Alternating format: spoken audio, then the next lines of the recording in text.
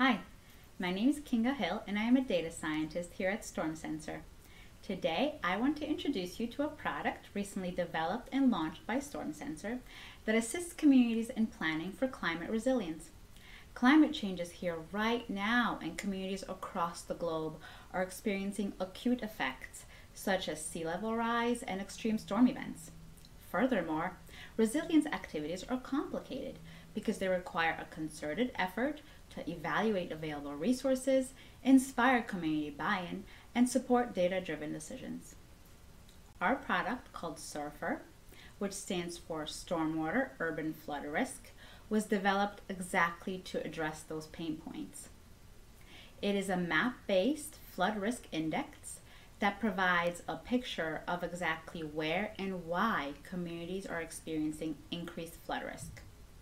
Scientists at Storm Sensor reviewed dozens of scientific publications and tested many variables related to flood risk, such as climate, geographic, and social factors. The final 9 variables were combined using a custom algorithm to create a flood risk ranking for a city. Let me show you around the city of Norfolk, Virginia. This is the city of Norfolk, Virginia. It is a coastal city that's already experiencing sea level rise and flooding during extreme storm events. We created a SURFR index for this city, which ranked census tracts on a scale of 0 to 100, low to high flood risk. Right away, looking at the spatial information, you could see which areas of the city are at risk of flooding and which areas might be at a lower risk. But we can dig a little bit deeper and find out why some areas are at higher flood risk than others. If we look at this green area right here, we could see the SURFR ranking is at 0, which means low flood risk. And if we click on it, we get a pop-up. And the pop-up provides us with extra information. We could see the 9 variables that were used to rank this census tract. And we could see that surface water and slope are the top contributing variables. But because this area is ranked low, it's the variables that are not on the graph that are important. We could see that the variables on the bottom of the graph, which are elevation, income, and population density, were ranked really low, which means that this area actually has high elevation and therefore is not at a risk of flooding, and it also does not have any people. So any flood risk is not actually experienced by anybody.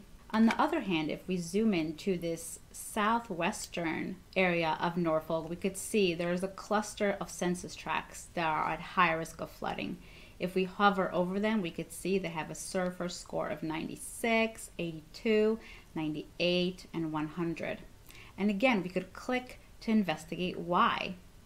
So if we click on this one right here, we could see which of those 9 variables had the highest ranking for this particular tract. And we could see imperviousness and TWI, which stands for Topographic Wetness Index, ranked high for this area. Imperviousness are all the paved surfaces that exacerbate flooding during a storm, and Topographic Wetness Index is how water pools in an area after a rainstorm. Both of these variables are very high here, contributing to high flood risk. We partnered with the city of Norfolk to install our sensors in their stormwater system in this exact area, so they could better understand how their system responds after a rain event and why flooding is exacerbated. So you could see how spatial data can be extremely informative in understanding where and why flood risk is occurring in a community. Thanks for coming with me to explore SURFR in the city of Norfolk, Virginia. We at Storm Sensor are committed to take the guesswork out of resilience planning. We want to empower communities to make data-driven decisions to plan for climate change right now.